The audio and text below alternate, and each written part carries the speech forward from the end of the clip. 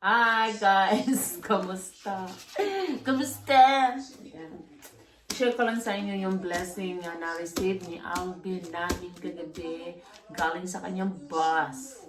Galing sa kanyang trabaho. Ayan, ito na nga. Ito na nga. Ito yun. Ito yung favorite niya. Ito yung favorite namin. Lagi bibili namin sa chocolate. Hot chocolate. Ayaw na yung kape kasi nagpapapalpitate siya. May mga chocolates din. Masarap. Ipapackage. Kaya hindi namin makakain. KitKat. Ano siya? Yung crackers coated ng chocolates ba? Tapos, meron kaming iced tea. Ang heavy. Ang laki oh. Pati ito ang laki. Iced tea. Favorite din niya. Favorite namin. Dalawa. Tsaka kape, kaso lang hindi na namin mainom dahil hindi siya decaffeinated.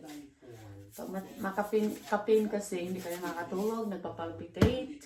Alam mo yung tumatanda na. Tapos may mga cookies kami from Made Good. Ano siya, classic siyang cookies. Masasarap, matatamis pang bata talaga. Kasi ito, ay nakakataba din. Bagay na patanias. O diba? Hinay ko lang. Thank you guys. Bye-bye!